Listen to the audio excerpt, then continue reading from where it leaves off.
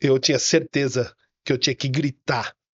Eu tinha certeza que eu tinha que, com a minha imposição física, com a minha imposição de palavras, com a minha imposição de persuasão, para as pessoas fazerem aquilo que eu queria. Eu falava para as pessoas, eu falei, cara, vocês têm que fazer eu perder a calma para vocês fazerem o que eu estou pedindo para vocês fazerem. E isso é mentira. Porque eu consegui muito mais coisas em silêncio do que quando eu gritava.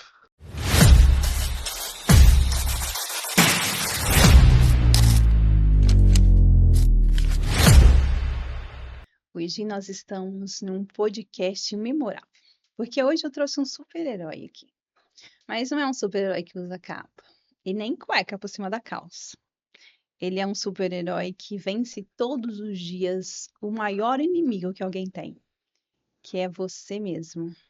E essa luta, essa batalha é a que realmente faz diferença. Mas uma pessoa para se tornar super-herói, ela primeiro tem que ensinar outros como vencer também. Porque se ela não sabe ensinar, ela ainda não aprendeu. E essa pessoa se chama Marcelo Canelas. Vocês vão adorar conhecer, tá? Ele tem 57 anos, conhecido como o bonitão da sobriedade. Se você já conhecia, comenta aqui. Está há mais de 24 anos vivendo em sobriedade depois de enfrentar uma longa batalha contra o álcool e outras drogas durante 21 anos. Autor do livro Sóbrio e Blindado e criador do método A Jornada da Sobriedade. Ele dedica sua vida a mostrar que o maior desafio não é apenas parar de beber, mas aprender a viver depois dessa decisão e permanecer cada vez mais longe da recaída. Por meio de livros, palestras, lives e conteúdos diários, Marcelo leva esperança, direcionamento e ferramentas práticas para milhares de pessoas que desejam reconstruir suas vidas. Então, não se trata aqui apenas de um motivo, um objetivo, mas de um legado. E eu tenho o prazer de receber você hoje aqui, fica muita vontade, seja muito bem-vinda, Marcelo. Obrigado, Kelly. Prazer. Nos conhecemos há bem pouco tempo, mas parece que já, né? Faz muito tempo. Verdade. E obrigado pelo convite e estou à disposição. Legal. E hoje eu gostaria de trazer o Marcelo de verdade aqui e o Bonitão, porque eu sei que são duas pessoas, certo? Certo momento eu tive que criar esse alter ego, né, que me ajuda muito até hoje. Exato. E muita gente não sabe que dá para fazer isso, né, Marcelo? E algumas conversas que nós tivemos, você falou que ele muitas vezes é que toma a frente.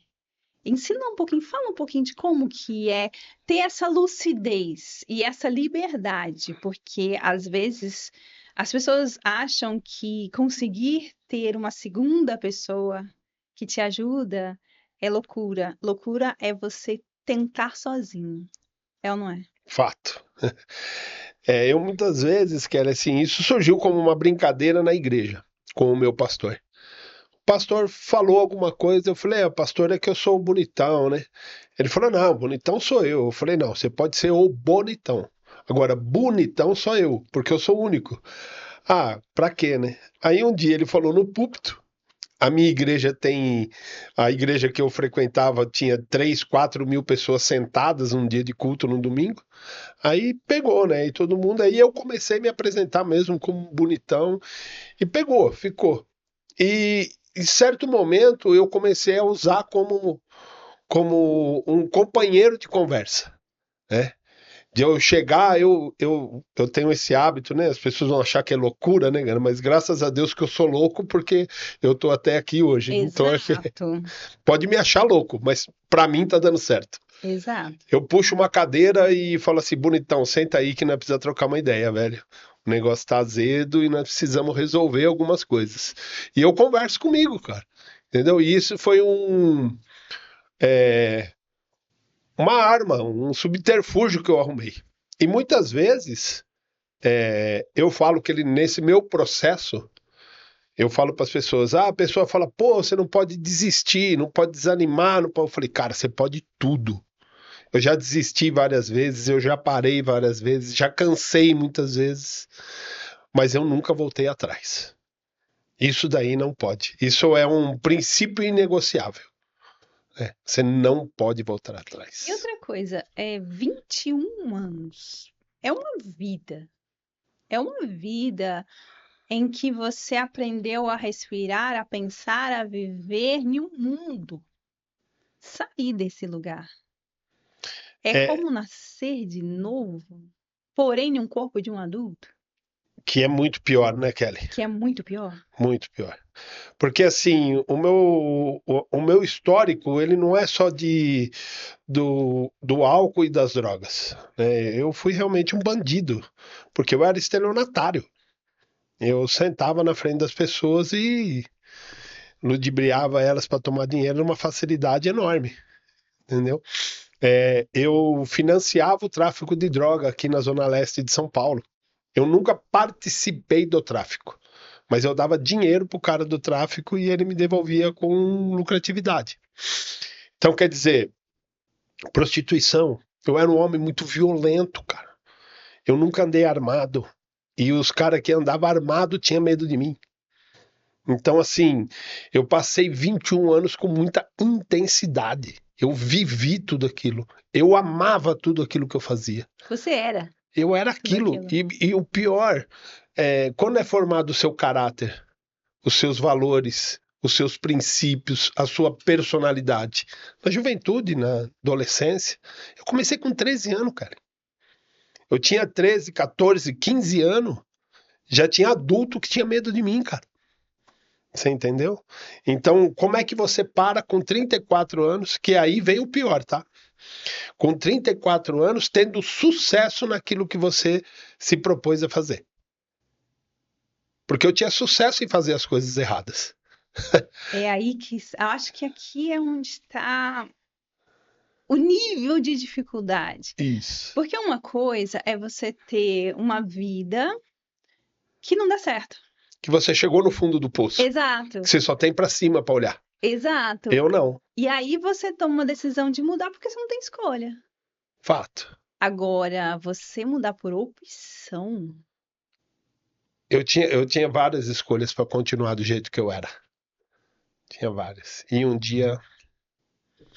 O que aconteceu no o que aconteceu no dia 23 do tá, 2. então peraí, antes de você chegar nesse ponto, vamos fazer um caminho, Então vamos lá. combinado? Feito. Vamos primeiro falar sobre o que te levou para esse lugar. O que aconteceu com 13 anos? Amizade. Você Ambiente. vivia num lugar em que Ambiente. tudo isso era normal. Normal. Incentivado. Dentro da minha casa, não drogas, mas álcool era glamorizado. Eu aprendi a beber dentro da minha casa. Eu, com menos de 10 anos de idade, meu pai dava. Aqui eu vou dar um conselho, tá? Pode falar olhando para a câmera. O conselho eu vou dar olhando para a câmera. Eu experimentei álcool e cigarro antes dos 10 anos de idade, porque era comum e social dar o fundo da caipirinha, dar a espuminha da cerveja, pedir para o filho acender o cigarro, né? E agora eu vou dar um conselho para os jovens, para todo mundo que está me ouvindo: não experimente, você não se conhece. O que vicia mais, tabaco ou álcool? Nós não conseguimos responder essa pergunta. Mas eu me viciei no álcool e odeio cigarro. Como é que você explica isso? Então você tem sim tendência, você sim tem uma predisposição. Uhum. Então não brinque, não faça uma roleta russa com você mesmo, né? E daí, com 13 anos, foi por causa. Eu já era grandão, eu não cresci muito depois dos 15 anos. Até os 15 anos, eu já era quase desse tamanho. E qual que é a sua altura? 1,86. E eu já era grandão. Aí eu tinha os primos mais velhos.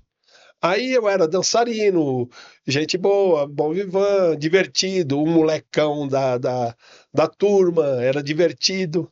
Aí pegaram um dia, me levaram para uma balada, para um samba no Bexiga, que é até 4 horas da manhã, e eu virei atração. Por quê? A mulherada, 13 anos, 14. E eu comecei a dançar, e eu ensinava as mulheres a dançar já. Naquela época, há 45 anos atrás, cara. Um homem dançarino?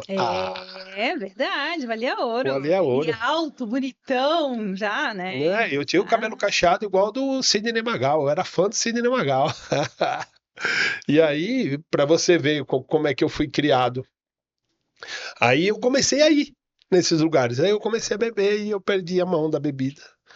E eu comecei a trabalhar no Ceasa, em São Paulo. E outra coisa, né? Aqui vem o ego, né? Porque se você era elogiado, admirado, Não, tem mais. incentivado. Tem mais ainda, né? Eita, vamos lá. Que aí eu comecei a trabalhar no Ceasa. Lá eu conheci maconha e a cocaína.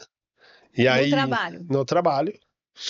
E aí, na minha vila também, aí tinha uns caras, aí a gente descobriu, aí eu comecei a usar também lá na minha vila, tá? E para você ver aí sobre mulheres, né? Nesse lugar, meus primos começaram a me levar, e eu ia, chegava lá 10, 11 horas da noite, mas aí dava meia-noite, meia-noite e meia, tinha uma mulher de 36 anos que me pegava, me levava para o apartamento dela, com 13 anos de idade. Ficava comigo lá umas 2, 3 horas e depois me devolvia lá no bar para mim voltar com meus primos. Então, quer dizer, como é que eu fui criado, Kelly? Como é que eu fui, né? É, eu já tomei bronca de família e dessas coisas, mas eu aprendi muita coisa errada dentro da minha família.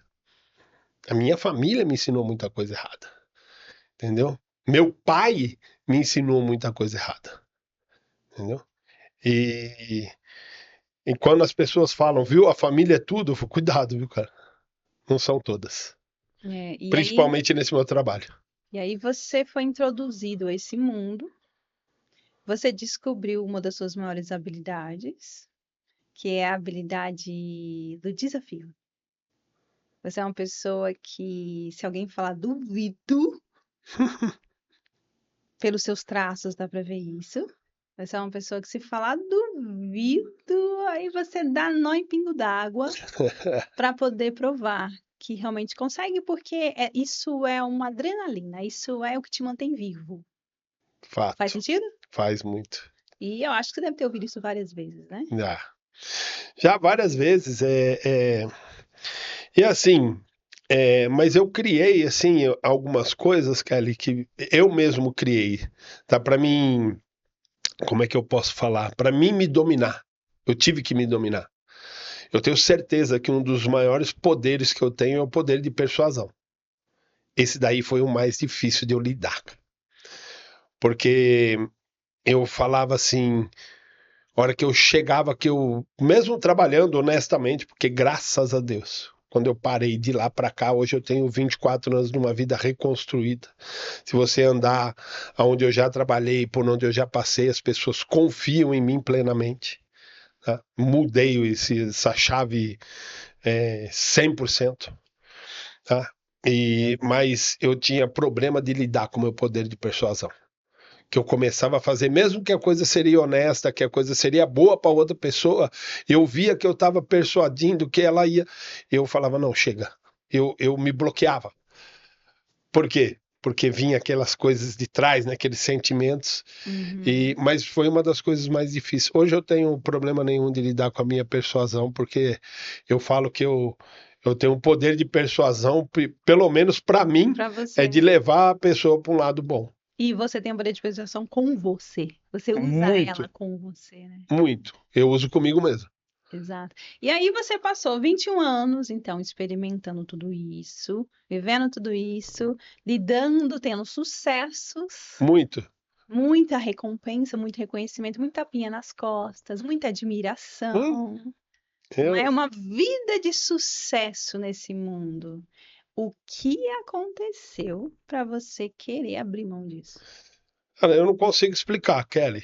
Não consigo. Se eu tivesse essa chave, eu era bilionário, né? Que eu distribuía por aí, cobrava R$ 1 e ficava bilionário. Mas É, alguma coisa aconteceu. Então, mas isso aí aconteceu várias vezes e eu não consegui dar andamento. Ah, mas no dia 23/2/2002 aconteceu algo que eu não consigo identificar, tá? Eu não consigo falar para você que foi diferente. Mas aconteceu algo que já tinha acontecido antes, né? A minha primeira esposa é uma mulher mãe do meu filho, ela é sensacional, uma mulher maravilhosa. Pô, quantas vezes ela não tentou? Ela tentou com a família. Ela uma vez ela colocou a família como se fosse um muro na frente da porta de saída da minha casa para mim que eu queria sair. Tava o pai, a mãe, a tia, o tio, a outra tia, ela falou: "Não vai, nós vamos te ajudar". Eu saí, fui embora e eu não consegui parar. Eu parei no começo de 2001, né? Aí vem aquele não vou falar algumas palavras que eu gostaria, mas vem aquele pensamento idiota, pode falar? Pode. Pode. Aqueles pensamentos idiota que você é muito burro. Você fala assim, viu? Agora eu consigo dominar, né? Agora eu já sei beber. Agora eu fiquei 6 meses sem, agora eu domino. Hum, Aí no dia 7 de novembro de 2001, nós fomos viajar pra praia. Tava todo mundo lá, eu levei algumas garrafas de vodka. E no outro dia que a gente chegou, quando o pessoal acordou, 8 horas da manhã, 7h30, eu já tinha tomado 2 garrafas de vodka e estava embaixo no chuveiro gelado tomando na garrafa. Então voltei bebendo pior do que eu bebia. aqui é aquela cilada do. Ah, eu consigo controlar. Conhece o chazinho, aquele chá? O chá do Jatobon? Hum, Esse chá é incrível para matar a pessoa. Esse é o maior veneno que existe, é esse chá de Jatobon. já tô bom. E daí, graças a Deus, eu não voltei a ser quem eu era, porque eu voltei só pro álcool, tá? Aí eu bebi até o dia 22/2/2002. No dia... Então foi um período de. Eu Foi perdi a curto. conta. Meses? Setembro, Ah, setembro, outubro, novembro, foi do mesmo dezembro, ano. janeiro, fevereiro, Entendi. tá? Aí, no dia 20/2/2002, os palmeirenses que me perdoem, mas foi o dia que o Palmeiras foi eliminado pelo Asa de Arapiraca, uma das maiores dores do Palmeiras. Mas eu lembro porque eu entrei no bar 8 horas da manhã e saí às 3 da manhã, bebendo, fumando e cheirando. E peguei o carro e fui dirigindo para casa, 30 quilômetros. E no dia 22/2/2002 eu fui mais devagar, eu entrei às 8 e saí às 8. Cheguei em casa, literalmente eu apanhei da mulher que eu estava morando junto. Ela tem 1,60 m de altura, uma magrinha, e ela me bateu literalmente. Me deu tanto tapa na cara que eu. Chegou uma hora que eu falei pra ela, para, que senão. Chegou uma hora que ela virou um salseiro dentro de casa. Aí ela tinha filho que morava com a gente, mas ela já tinha levado o filho pra casa da mãe. Aí ela pegou as coisas e foi embora. Aí no dia 23/2/2002, ela voltou em casa. E eu tava dormindo na sala. Aí ela trouxe café, leite, pão, presunto, queijo. Aí ela fez um café da manhã e falou assim: se você quiser ajuda, você senta aqui, não, eu vou te ajudar. Se você não quiser, eu vou embora e não volto mais. Daquele dia em diante, eu nunca mais voltei a usar drogas e álcool. Então vamos lá. Do dia que ela saiu ao dia que ela voltou, passaram-se quanto tempo? Horas. Ela foi Ah, embora no na mesmo dia. sexta-noite. Ela foi embora na sexta-feira à noite e voltou no sábado de manhã. Então ela te bateu na sexta-feira à noite, sábado de manhã ela voltou. Com um Voltou. cafezinho da manhã. Isso. E o que aconteceu nessa noite? Cara, eu não lembro, assim, ela chegou a pegar uma faca pra me matar naquele dia. Ela chegou a pegar uma faca, virou um salseiro. Aí ela foi embora. Ela foi embora, eu dormi. É o que eu lembro. Você apagou. E quando ela chegou de manhã e te fez essa proposta, o que você sentiu? Eu, eu falei assim, eu lembro assim, de um sentimento de falar assim, tá bom, vou até tentar, mas é mais uma vez. Porque eu já tinha feito aquilo, pessoas do meu lado já tinham feito aquilo, porque eu já estava incomodado há algum tempo, né? E eu estava incomodado não é com o uso, tá? E eu não estava incomodado com aquilo que eu fazia. O que eu fazia bem, era profissional e dava aula para os outros ainda. Uhum. Eu era especialista em ensinar os outros a fazer coisa errada. E daí eu comecei a me incomodar com as consequências, sabe? Quais consequências? Ah, Suas ou das pessoas? Todas, em geral, né? Em geral, Você começou a se incomodar com a sua aparência? Com o quê? O que que te incomodou? com tudo, sucesso profissional, que aí você começa a perder a mão, porque você começa a já não ter mais o discernimento, a sabedoria, reflexo, né? Porque o comercial, ele precisa de muito reflexo. Né? O comercial ele precisa ser muito atento, ele é muito ativo. E a droga, a bebida te tira isso, né? Mas vamos lá, a sua mudança não foi só essa, porque se fosse só isso, você teria parado de ser usuário e passaria a ser o administrador do negócio. Hum. Você não fez isso. Você Não, largou tudo. Você larguei tudo. largou esse mundo. Larguei literalmente. Então, Eu, isso eu acabei, significa. eu acabei ainda trabalhando um tempo no Ceasa, no mesmo lugar. Mas aí eu não aguentei, eu tive que sair de lá. Então, a sua mudança não foi, como você falou para mim agora, não, é porque eu comecei a ficar incomodado com as consequências, com o que eu fazia, e porque eu perdi a mão. Mas eu acredito que foi mais fundo, não foi só essa questão, porque você entende que 21 anos, para abrir mão de 21 anos de uma vida desse jeito, não é, não é uma camada tão rasa. É como se você tivesse conseguido alcançar umas 5 camadas de nível de consciência. É, eu acredito, mas nunca parei para pensar isso. Existe a possibilidade de, por mais louco que pareça, depois daquela surra se sentir amado de verdade. É, é assim, né? É incrível que eu tive 4 relacionamentos com 4 mulheres diferentes, né? E eu sempre me senti muito amado por elas, né? Mas assim, eu queria não ter magoado tanto elas do jeito que. Porque assim, eu vejo assim o estrago que eu fiz na vida de cada uma, tá? Por minhas atitudes, consequências, sabe? E Então, várias poderíamos coisas. dizer que o que você, que mexeu bastante com você foi ter visto em tempo real o tamanho do estrago. Tempo real. E outra, uma coisa que eu penso muito, né? Que eu penso muito. Meu filho tinha nascido em 99, né? Então, em 2002, uma coisa que me fez ir embora de casa é que eu não queria mostrar para o meu filho quem eu era. E nem queria passar para o meu filho aquilo que meu pai me passou. E seria até interessante você tocar nesse assunto que fica como um recado para muitos filhos. É uma coisa que as pessoas precisam entender é que a maioria das pessoas que não são felizes com quem são, isso não precisa ser só drogas, álcool, às vezes é até mesmo a pessoa olhar e não se reconhecer no espelho. Ela afasta de quem ela ama, não porque ela não ama, não porque ela deixou de amar. Então, se você é um filho que vê isso do seu pai e da sua mãe, muitas vezes ele afasta para te proteger dele mesmo. Eu sei que é difícil entender isso, mas acredite. Muitas vezes você pode achar que o outro não te ama, mas é que o amor dele é tão grande que ele tá te protegendo. E foi o que aconteceu com você. Eu não queria mostrar para o meu filho quem eu era. E não queria. Eu tinha aversão com aquilo que o meu pai fez comigo. Meu pai é um cara sensacional, cara. Um pai incrível, sabe? Bom vivan, bom de relacionamento, divertido.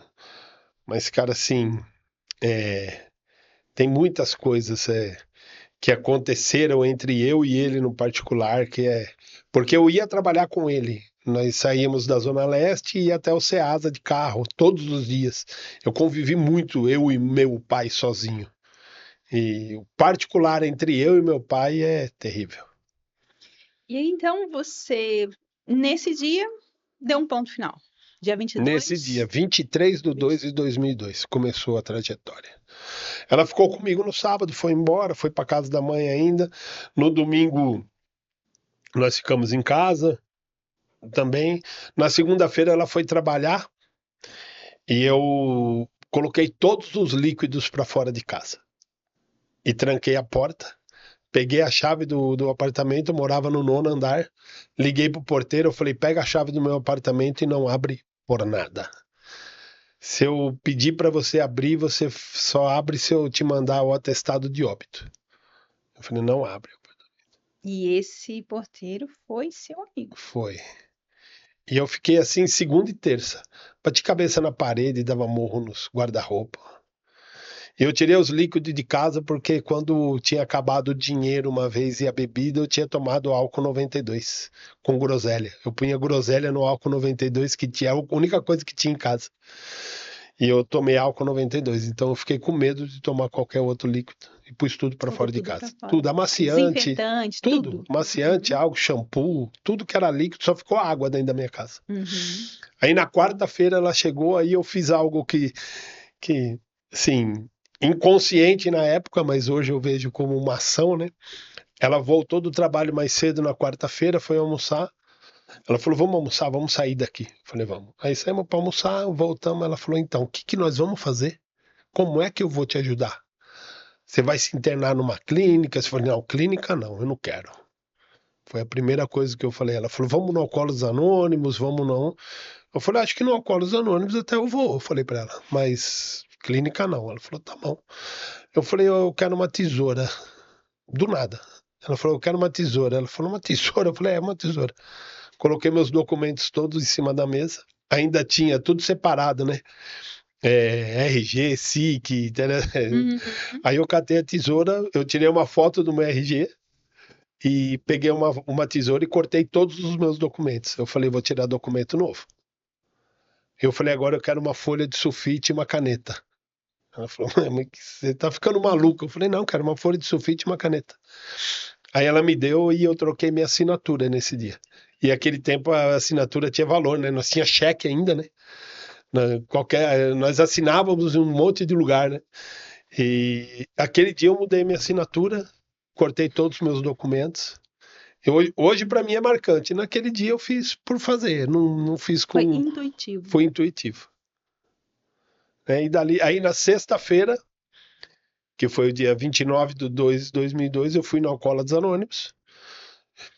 Fiquei uns 3 meses, eu não estou criticando, mas eu não me adaptei ao lugar, não é crítica, a maior instituição que cuida dessa área no mundo, né? Não tem como falar mal de um lugar desse. Mas eu não me adaptei e não continuei. Mas eu nunca mais voltei. Aquele dia foi sua despedida. Foi. E como foi 24 anos? Foram 6 anos terríveis da minha vida. Foram os piores momentos da minha vida, foi esses 6 anos iniciais. Os piores. 6 anos é muito tempo, né? Mas eu passei 6 anos com abstinência. Eu estava trabalhando, eu parava de trabalhar e ia embora para casa me trancar no quarto. Porque eu trabalhava vendendo para supermercado. E a sociedade, né? Isso não vamos falar disso, que senão viram. Mas assim, a exposição da bebida alcoólica, ninguém cuida do alcoólatra. Ninguém cuida. Ninguém cuida do depois de parar. Ninguém. E a sociedade normaliza e incentiva e glamoriza o uso do álcool, né? Tinha dia que eu tava, que nem eu tô de frente aqui para você, de frente pro comprador, só que ali atrás tinha uma geladeira de cerveja ou uma prateleira de bebida e eu olhando e chegava uma hora eu falei, acabou o pedido. O cara falou, não, tem mais coisa para pedir. Eu falei, não tem mais, tal. Fechava, entrava no carro e Porque eu não estava conseguindo mais se concentrar. porque o olhar tava me levando a. Então, 6 anos E, foram terríveis. e assim, vamos falar a verdade, né? Não dá para uma pessoa que nunca viveu isso entender. Não entende, Não dá. não entende. E como não entende, não apoia, Não. não ajuda.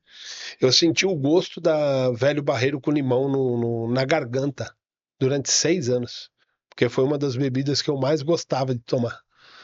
Eu parava assim, eu ficava olhando, o gosto descia na minha garganta, assim, ó, 6 anos depois de não ter mais tomado. E por quanto? Esses 6 anos, então, você precisou de vez em quando sair correndo e se trancar? Eu já cheguei a pedir para 2 amigos me pegar no meio da rua. Eu parar o carro, baixar o banco do carro. Vem me ajudar, porque Eu senão não dá. liguei para 2 amigos, eu falei, vem me pegar, porque... Por quê? Eu falei, porque eu não consigo mais olhar para o mundo. Foi essa expressão que eu usei. E nessas horas os amigos... Aí foram lá, me pegaram, me deixaram em casa, eu me tranquei no quarto, fiquei 4 dias trancado dentro do meu quarto. Vamos colocar aqui, nesses momentos aí, uma das coisas que foram os diferenciais foi a coragem de dizer a verdade. De Porque é admitir. muito louco, né? É louco. Você virar para os 2 amigos e falar, vem me buscar porque eu não reconheço mais o mundo, eu não consigo... Tem que ter muita coragem para assumir isso. Porque assim, o primeiro passo do Alcoólatras Anônimos é você admitir que você é impotente perante ao álcool. Né?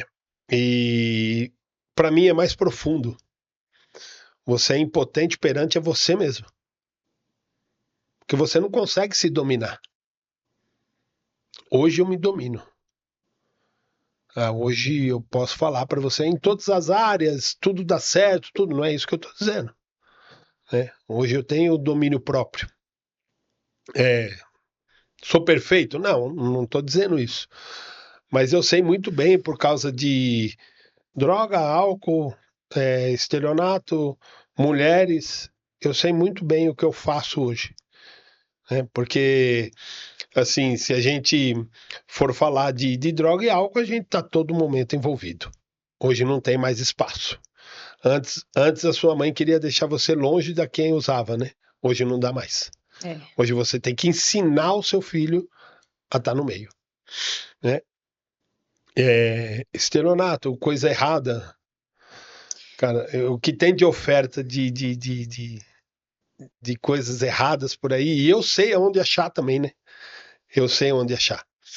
E mulheres também, entendeu? Então, quer dizer, tudo isso está aí. E eu falo não para tudo isso, porque eu quero uma vida que me traga consequência boa. E esses 6 anos, você acredita que algo aconteceu para acabar com 6 anos ou realmente foi um processo que ele teve que acontecer naturalmente? Ele aconteceu naturalmente, mas tem algo que eu creio, que eu acredito. Eu sou evangélico, eu vou na igreja batista, né? Eu acredito muito no poder da oração. Você começou a ir na igreja quando? Depois que eu parei. Eu parei em 2002 e depois eu fui para a igreja em 2003. Ela foi seu 2003. apoio nesse processo. Ela não participou da parada, mas ela participou da Da manutenção. manutenção. Eu tô de pé até hoje por causa da igreja, por causa do evangelho, por causa da Bíblia, por causa de louvor. Eu falar em louvor, acho que eu não falei para você, eu tenho 12 louvores escritos. Ah, que bacana. Tá no Spotify. Se procurar lá pelo meu nome, vai achar os 12 louvores e é a minha história. Letras que você fez. Eu escrevi as legal. letras. Cantar não, porque eu só sei dançar, tá? Não dá pra ser perfeita, Também né? tá maluco, né? Aí, teus amigos falam que é melhor dançar do que cantar, né? Ele fala, pô, eu fico com o violão na mão e você fica aí dançando, né? Então, mas aí, Aí quando a chegou igreja... nesses 6 anos, o que que aconteceu? Então, aí na igreja, 2008, né? Eu teve uma semana de unção na minha igreja. E o meu pai estava doente do câncer. Ele tinha adquirido um câncer. E aí num domingo o pastor anunciou, do nada, ele falou, cara, no meio do culto, ele falou, eu vou fazer uma semana de oração na igreja. Eles tinham 21 intercessores, que era 21 de oração, que fazia intercessão de oração. Ele falou, os 21 vão estar aqui a semana inteira, vocês vêm aqui e eles vão orar por você. Eu falei, tá bom. Aí um dia eu peguei meu pai, falei, pai, vamos lá porque eles vão orar por você. Aí acontecem essas coisas incríveis da vida. Quando eu cheguei lá, estava vazio. Eles falaram, nossa, incrível, deu uma esvaziada, estava cheio, estava toda hora movimentado. E aí eu apresentei meu pai e elas oraram pelo meu pai. Só que daí, entre elas, tinha uma professora de escola bíblica minha, que ela era minha professora de escola bíblica. Falou, Marcelo, vem cá que nós vamos orar por você. E me colocaram no centro. E os 20 ficaram em volta orando por mim. E ela, em volta da roda, ela parecia uma torcedora do Corinthians. Que eu falava que ela vibrava, ela fazia Deus e orando e gritando para Deus, não sei o quê. Daquele dia, Kelly, eu nunca mais senti vontade de nada. Daquele dia em diante. E eu consigo falar isso para você com propriedade, porque eu falei para você, eu tinha vontade e, e o gosto descia pela garganta. Depois desse dia, nunca mais. Tem vários lados da moeda aqui, né? Primeiro, você estava no lugar certo. Segundo, você estava com as pessoas certas. Entenda que lugar certo não significa igreja Fato, necessariamente, concordo com você. certo? E as pessoas certas não significa porque elas eram evangélicas, eram as pessoas especificamente certas. Concordo. E terceiro, que você permitiu, você acreditou, você se entregou ali. Faz sentido? Faz. Né? É algo que me constrange muito. Me deixa constrangido é o amor de Deus por mim. Isso pode parecer arrogância, prepotência, mas pode pensar o que quiser de mim. Eu me sinto amado especialmente por Deus. Um dia o meu pastor falou assim para mim. Ele falou: "Você é incrível, né, cara?" Eu falei: "Por quê, pastor?" Ele falou: "Porque Deus não te trata como um servo, ele te trata como um amigo. Você é amigo de Jesus." Eu falei: "Uau, eu me sinto assim." Aí, se você me permite, é por isso que você está aqui hoje. Amém. Eu tenho certeza A primeira absoluta vez que eu disso. te vi, você fez um comentário num evento, no Além da Ideia. E quando você fez o comentário lá da plateia, eu já, sabe, chamou atenção, mas aí a pessoa que estava dirigindo te chamou no palco. Você lembra, a gente já conversou sobre isso. Ah, E nas suas palavras, que eram palavras. Você não fez um discurso, você não fez uma palestra, você foi sincero. E nas suas palavras ali eu vi e falei assim, gente, quem é essa pessoa? Depois que terminar, eu preciso falar com ele. E quando terminou, vocês estavam rodeados de pessoas, eu também, e a gente não conseguiu se encontrar. Só que você tem uma coisa, você é extremamente educado. Então você não saiu enquanto você não deu tchau para todo mundo. Então você veio despedir de mim. Eu estava de costas para você. Você me chamou e falou tchau. Na hora que eu olhei, falei assim. Eu te lembra que eu te abracei? Eu ah. falei, eu precisava falar com você. E quando eu estive mais próximo de você, que eu realmente estava de frente para você, e eu te fiz uma pergunta simples. E ali você começou a falar, e você se abriu, e você foi tão verdadeiro, tão transparente, em 5 minutos, que eu falei assim, eu não sei se eu consigo ser clara, mas existem camadas, tá? As pessoas, elas tendem a ser muito políticas, principalmente em ambientes sociais, assim. Network, né? Exato. E ali não tinha nada de político, sabe? Você era você. E na hora que você começou a se abrir, começou a falar, você nem sabia quem eu era, você nem sabia o que que eu fazia. E quando você começou a se abrir, eu falei assim: aqui tem algo especial. É muita pureza. Sabe o que que é pureza? Porque eu não sei se vocês conseguem me entender, quem tá em casa assistindo, ou da onde você estiver assistindo. Uma coisa é uma pessoa ser técnica, outra coisa é uma pessoa ser pura, porque a pureza, ela é natural e ela é transparente, ela deixa cair todos os véus, deixa cair todos os campos diante de você e permite que você acesse. Você me permitiu que eu te acessasse e não por fraqueza. Porque tem pessoas que elas não têm consciência e elas são fracas. Elas não sabem nem o que está acontecendo. Você não, você permitiu, você me deu autorização para te acessar naquele momento. Você lembra disso? Lembro alguma coisa, assim. E quando eu vi aquilo, eu falei, gente, isso aqui não é, isso é pureza. E quando você falou um pouquinho da sua história lá no palco, eu falei assim, mas essa história é uma pessoa que foi dos dois extremos. Uma pessoa que vai nos dois extremos. Chegar onde você chegou e ter a pureza que você tem hoje, que quem olhar nos seus olhos vai perceber, quem consegue perceber, dá pra ver,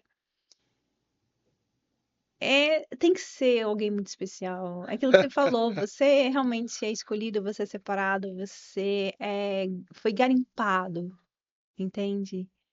E quando eu vi isso, eu falei assim, gente, eu não sei o que que te falta. Eu não sei o que que você precisa, mas se tiver alguma coisa que eu puder Posso fazer. contribuir, porque eu tenho certeza que só começou o que você tem pra fazer. É assim, eu tenho uma passagem assim que é muito é, icônica, né? Que é assim, eu comecei a jogar beach tênis lá em Jundiaí e conheci um rapaz que Você mora em Jundiaí? mora em Jundiaí. Conheci um rapaz que ele vende fruta e ele trabalha no Ceasa, em São Paulo, aonde eu trabalhei muito tempo e Hum, aonde eu fiz as minhas maiores loucuras, né?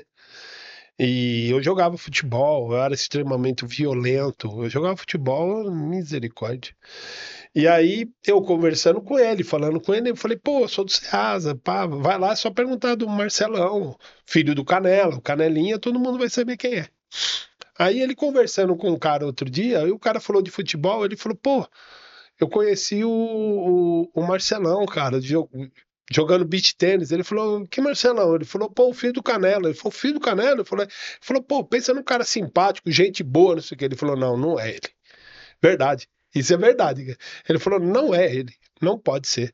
Falou, verdade, cara. Conversa com todo mundo, ele acolhe todo mundo, ele conversa com as pessoas que acabaram de chegar, com os outros. Pensa no cara, gente boa, velho. Ele falou, não é João, mesma pessoa. deixa eu aproveitar essa deixa aqui, tá? E usar você como exemplo. Existem muitas pessoas que elas sabem quem elas são e elas não acreditam que elas podem mudar. Então eu queria aproveitar para deixar você como prova de que isso é possível. Muito. Só para finalizar a história, o que ele teve que fazer? Ele me ligou de vídeo. Ele falou, eu vou ligar para ele. Ele falou que ele trabalhou aqui, jogava bola, era goleiro. Ele falou, mas não pode ser. Ele, cara, pensa num cara extremamente violento, arrogante, bicho nojento, esse Canela.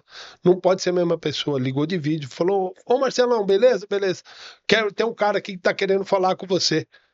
Ele olhou. Ele falou, não pode ser você, meu irmão. Falei, ô Ayrton, tudo bem, velho? Ele falou, tudo bem, cara. Ele falou, ele fala, ligar de vídeo pra você, que ele falou que você é gente boa, que você é um cara simpático, tranquilo. Ele falou, teve que ligar de vídeo. Eu não achei que era a mesma pessoa. Eu falei, Ayrton, eu mudei um pouquinho. Que legal. Então, e hoje eu tenho um grupo do Exército que tem mais de 70 pessoas nesse grupo. Nós servimos o Exército em 1987. Eles ficam admirados. Que ele falou, quem diria ver um nego igual a você com a Bíblia embaixo do braço, velho? A gente sai porque eles vão, a gente faz alguns encontros em lanchonete, todo mundo bebe e eles fazem uma proteção em mim, né? A hora que eu chego, a minha água de coco já tá separada, ou um guaraná, que eles sabem que é o que eu gosto, né? Aham. E se a garçonete chega perto de mim, eles falam assim: não, aí não, vem falar com nós aqui. Esse aí, eles me protegem, é um barato. E eles falam, cara, não dá pra acreditar. Na sua mudança é absurda. Mas como o nosso tempo voa agora, eu gostaria de falar sobre o que você anda fazendo. Porque essa história toda, todo esse acontecimento, toda essa mudança fez de você um ícone. E você abraçou um propósito de vida. E você tem um movimento. Eu queria que as pessoas tivessem a oportunidade de conhecer que movimento é esse. O que que você está fazendo? Eu, lá para 2015, eu me fiz uma pergunta conversando com uma mulher de um cara que tinha saído das drogas. Ela falou: eu não sei lidar com meu marido. Eu falei: mas eu não sei nem lidar comigo mesmo. Imagine vocês querer saber lidar com nós, aí. E aí ela falou assim: então, o que que nós faz? Eu falei: não sei. Sabe por quê? Ela falou: por quê? Eu falei: porque agora estou sóbrio. Ela falou: como assim? Ela falou: eu falei: é exatamente isso. Estou sóbrio. E agora? Essa é a pergunta que o seu marido está fazendo para ele mesmo. Nós chegamos num mundo que a gente não conhece, cara. Eu com 34 anos, já burro, chucro, já adulto, sem saber de nada da vida. Zero. Eu não sabia de nada da vida, Kelly. Zero.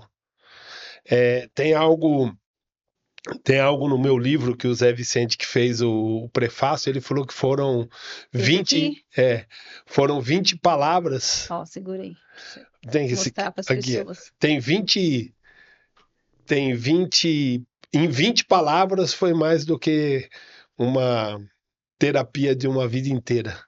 Que eu falei assim, eu estava fazendo tudo certo na minha vida depois que eu parei de usar droga e álcool. Mas mesmo assim estava dando errado. Tem alguma coisa errada. Até o dia que eu descobri que o meu certo é que estava errado. E tudo que eu tinha como certo na minha vida, com 34 anos de idade, eu tive que arrebentar. Porque tudo que eu tinha como certo, se eu continuasse fazendo, mesmo vivendo sóbrio, eu tinha acabado de arrebentar a minha vida. Você consegue dar um exemplo? Imposição. Eu tinha certeza que eu tinha que gritar.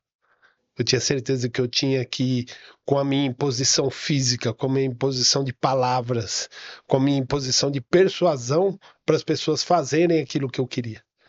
Eu falava para as pessoas, eu falei, cara, vocês têm que perder a calma para vocês fazerem o que eu estou pedindo para vocês fazerem. E isso é mentira. Porque eu consegui muito mais coisas em silêncio do que quando eu gritava. Então, assim, é uma E o transformação. que aconteceu para você descobrir isso? A minha frustração com a minha vida.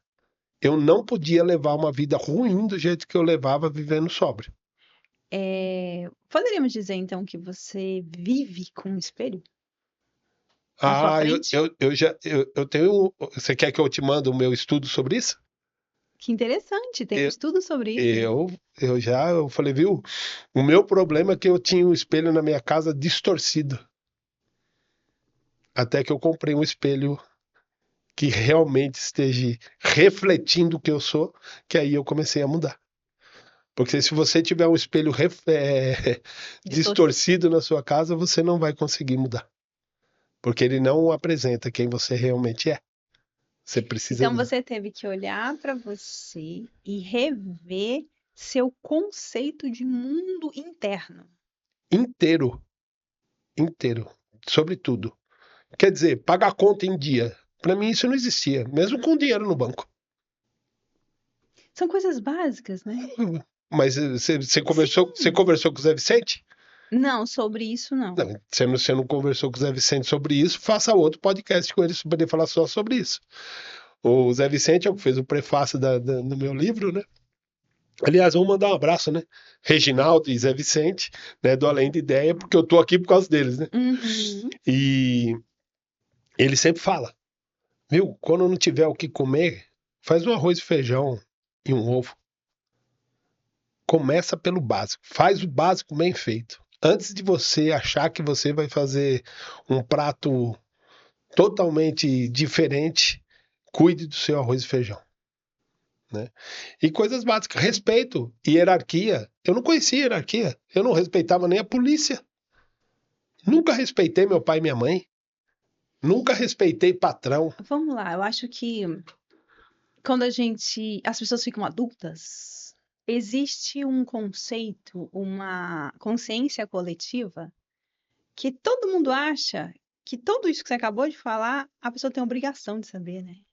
Principalmente eu, 34 anos, arrogante do jeito que eu era, metido, As- dono de si.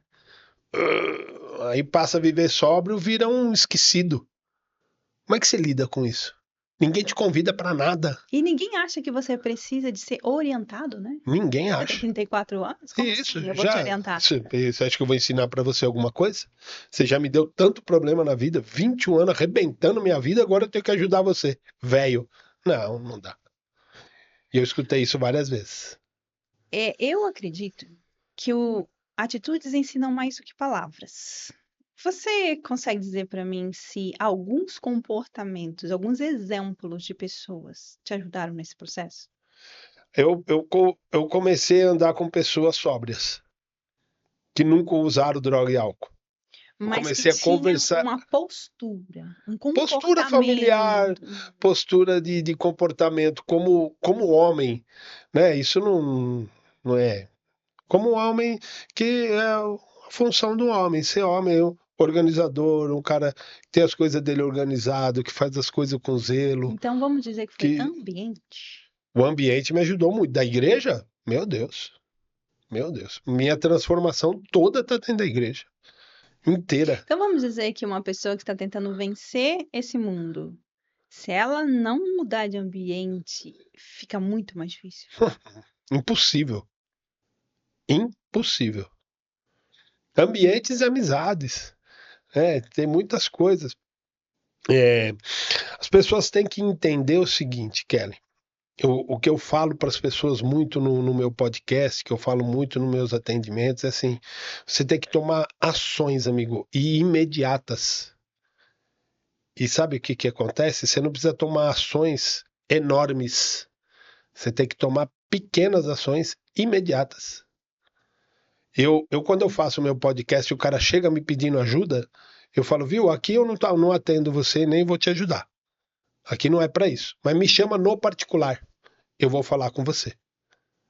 Dali uns 2, 3 dias ele volta.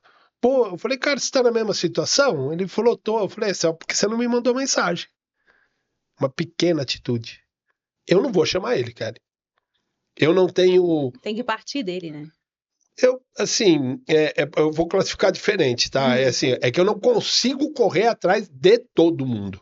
Tem algumas coisas, tem algumas pessoas que sim, eu consigo correr atrás e eu corro atrás. Mas eu tô aberto numa rede social.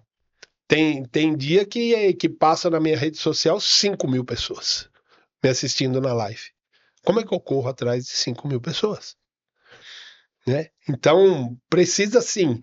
Algumas pessoas eu trato como, eu falo que é morde a sopra, né? De vez em quando eu largo e de vez em quando eu vou atrás, de vez em quando... Mas no, no geral, eu não consigo ir atrás de todo mundo. Se o cara não tem uma pequena atitude de me mandar uma mensagem, esse cara não vai mudar. Desculpa.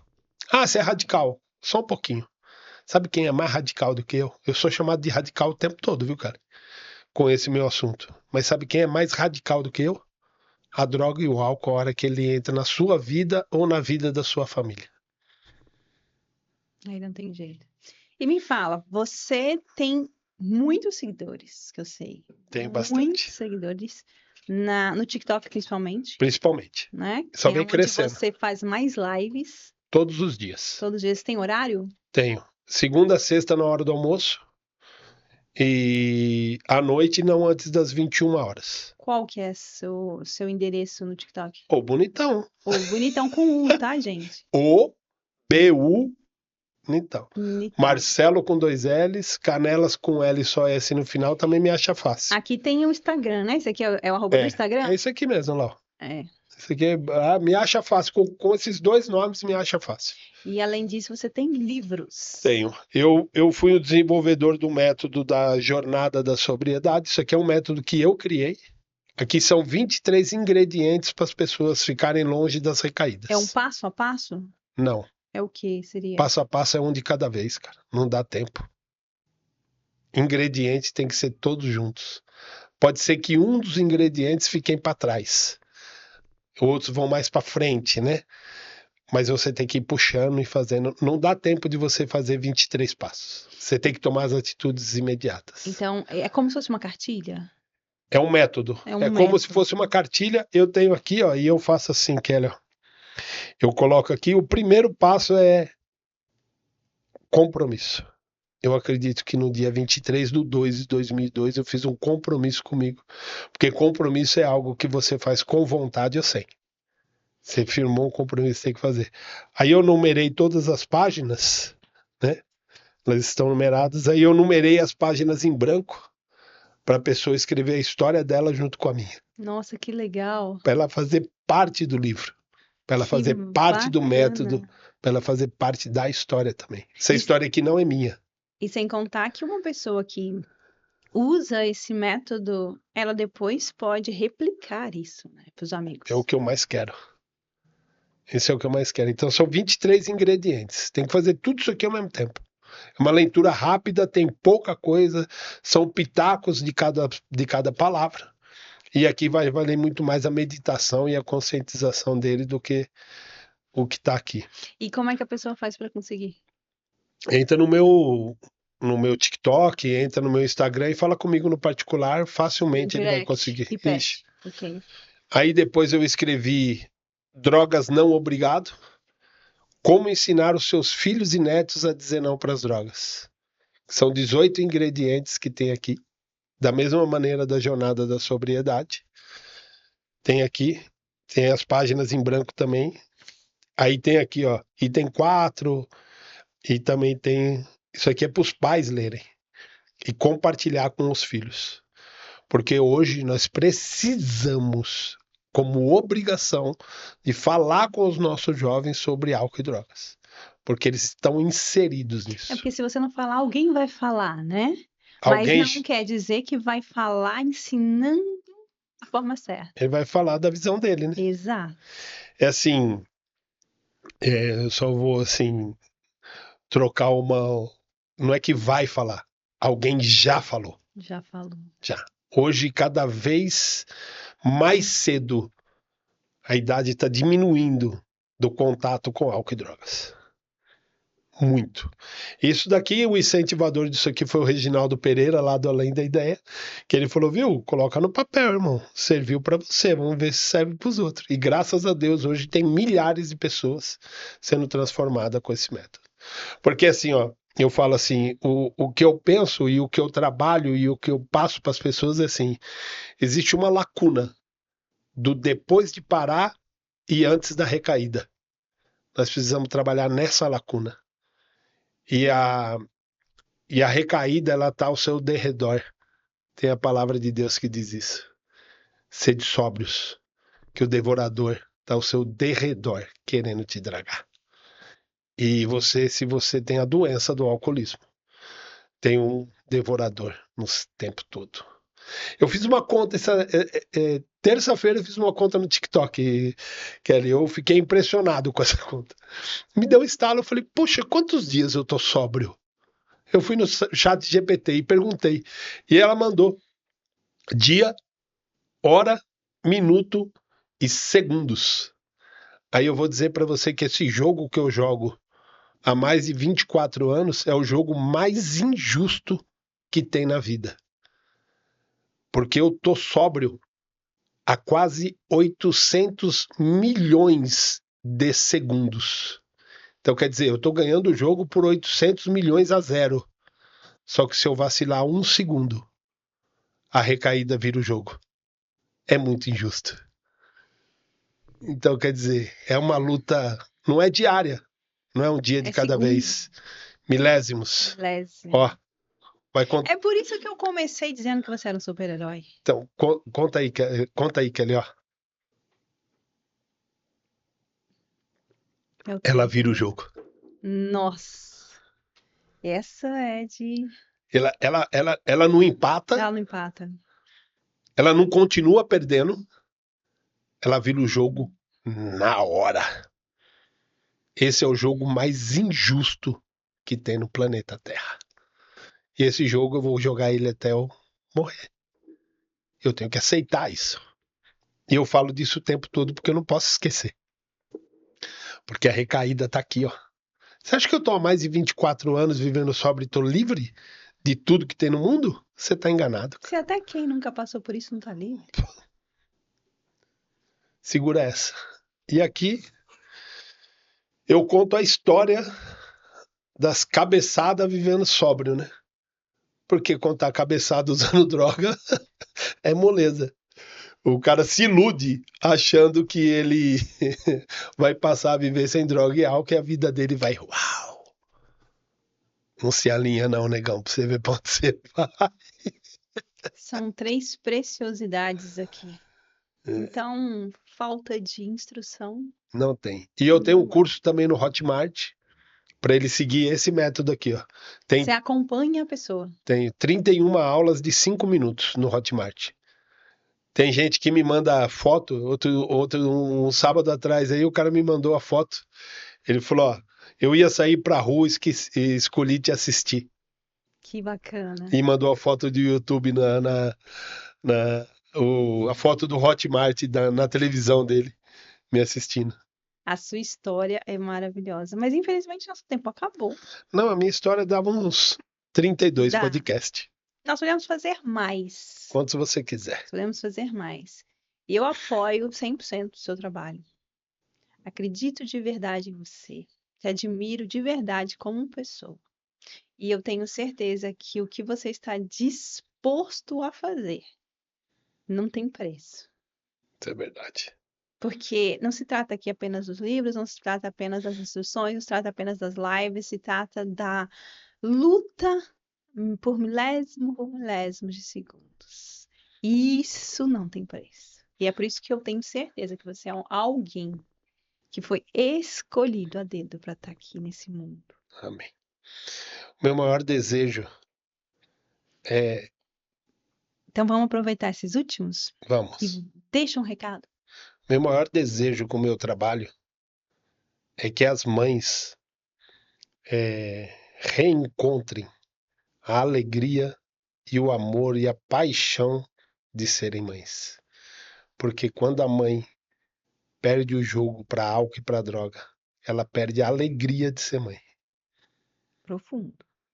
Pode ter certeza disso. E a mãe, Kelly, a mãe, ela não consegue ser mais feliz do que o filho mais triste. Se ela tem 3 filhos, ela tem 2 bem-sucedidos e um mal-sucedido, a alegria dela está baseada no mal-sucedido. Muito obrigada.